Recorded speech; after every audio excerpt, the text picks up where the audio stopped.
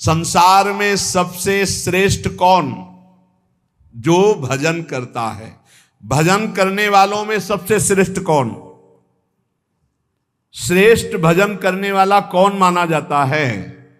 तो बोले सर्वभूतेषु यः पश्येत् भगवत भाव मात्मनः भूतानि भगवत्यात्मन्येषु भागवतोत्तमः।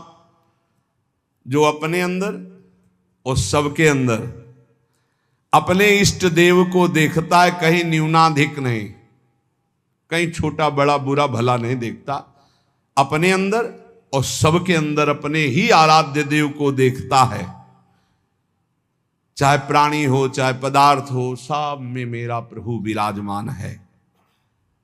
जो भगवत स्वरूप में स्थित रहता है, जिसकी ये सिद्ध दृष्टि है कि यहां भी प्रभु है, यहां भी प्रभु है, यहां भी प्रभु, कोई कण नहीं जो प्रभु ना बने हो, वो सबसे बड़ा भजनानंदी माना जाता है।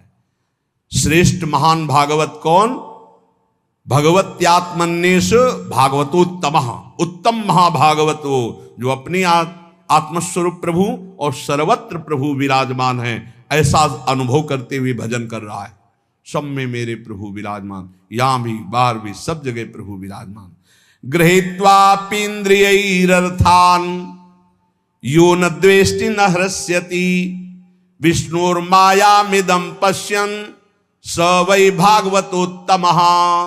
वो सबसे बड़ा महाभागवत है जो इंद्रियों के विषय आए, अनुकूल विषय में हर्षित नहीं, प्रतिकूल विषय में शोकित नहीं। इच्छा के प्रतिकूल आया समय परिस्थिति विषय व्यक्ति तो द्वेष नहीं, अनुकूल आया तो हर्षित नहीं। ये सब भगवान की माया है, ऐसी दृष्टि बनी रहती है। अनुकूलता में हर्षित नहीं, प्रतिकूलता में शोकित नहीं, चाहे व्यक्ति वस्तु स्थान परिस्थिति। अनुकूल व्यक्ति आया कोई हर्ष नहीं, प्रतिकूल आया गाली दे रहा अपमान कर रहा, कोई शोक नहीं। ये भगवान की माया है, लेकिन भगवान तो सब में समरूप से विराजमान है।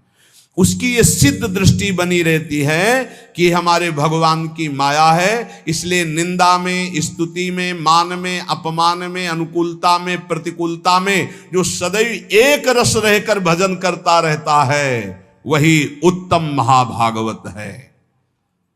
देहेन्द्रिय प्राण मनोधियाम यो जन्माप्यक्षुद्भय तर्ष कृच्छैः संसार धर्मैरविमुह्यमानः स्मृत्या हरेर्भागवत प्रधानः।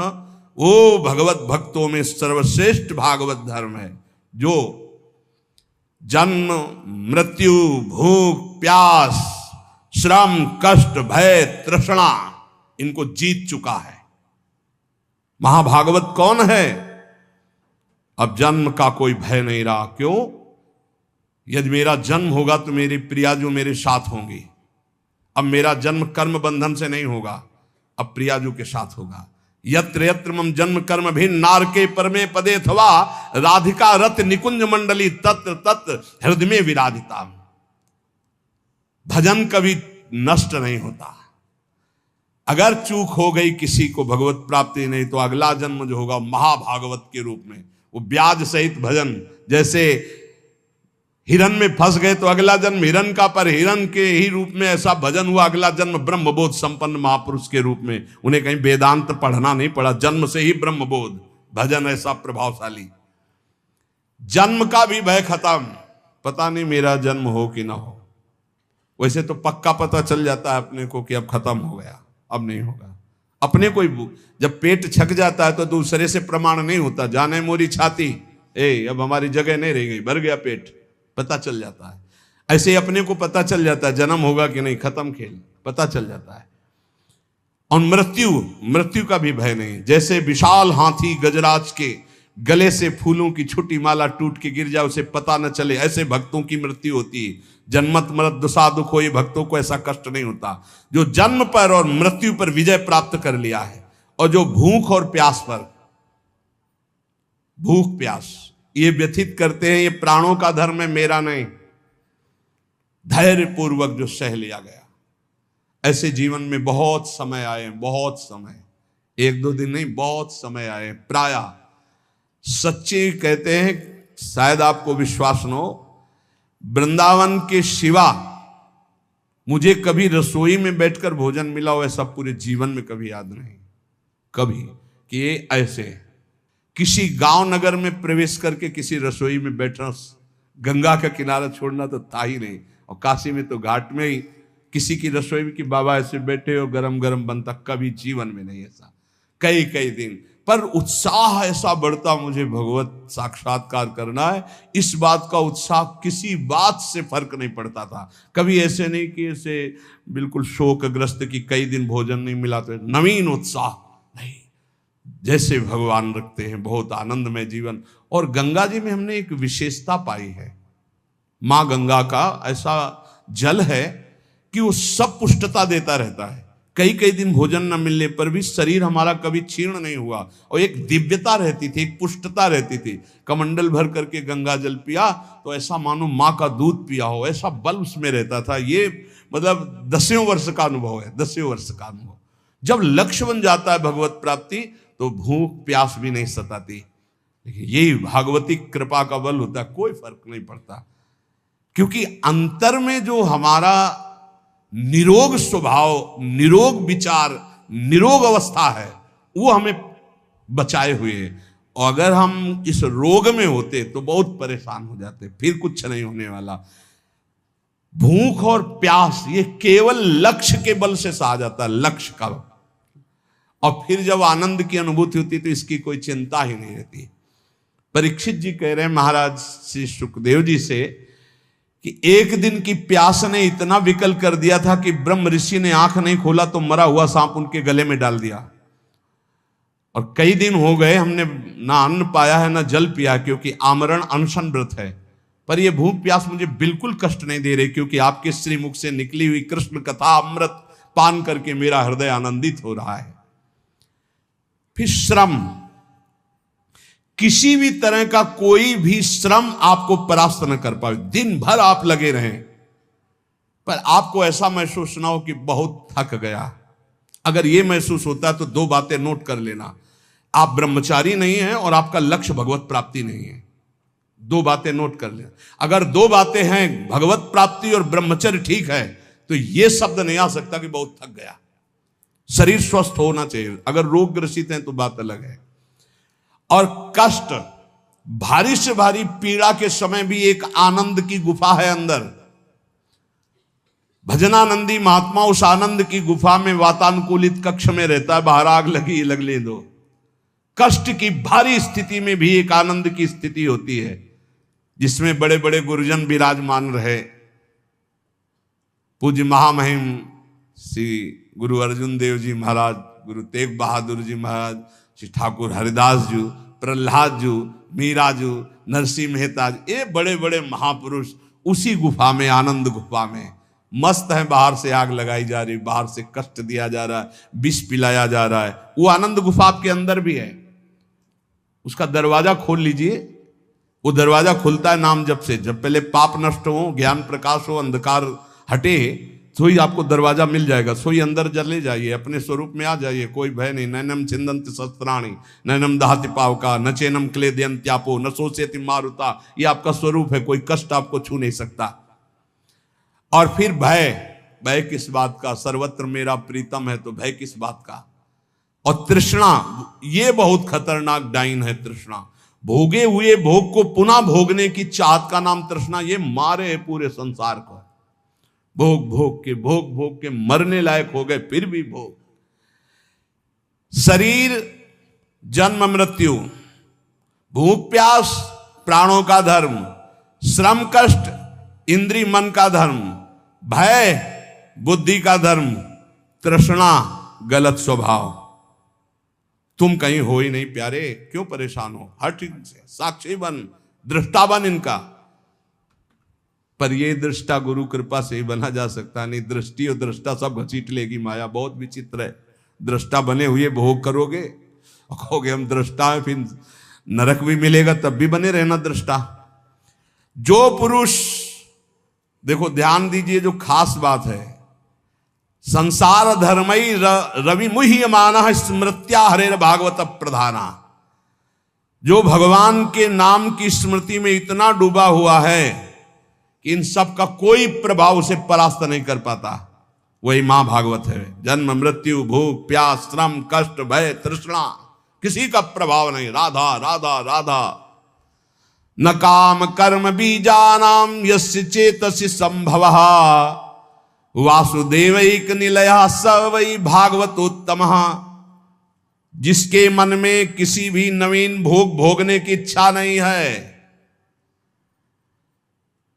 जो कर्म प्रवृत्ति उनके बीज वासनाओं का नाश कर चुका है, जो एकमात्र भगवान के चिंतन में निमग्न रहता है, वो महाभागवत है।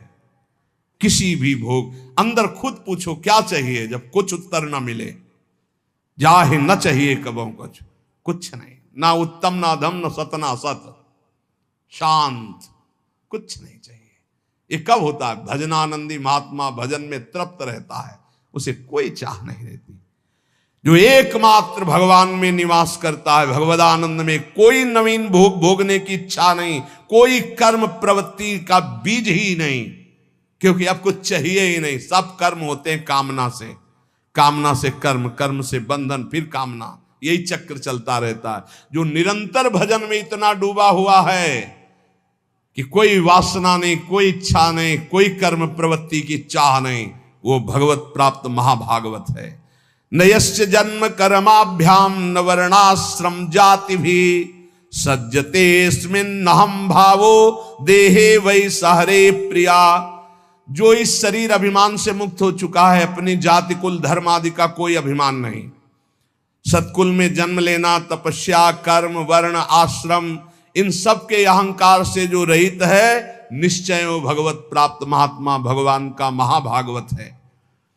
न यश स्वपर इति वित्तेष्वात्मनि वाभिदा सर्वभूत समः शान्तः स वै भागवतोत्तमा।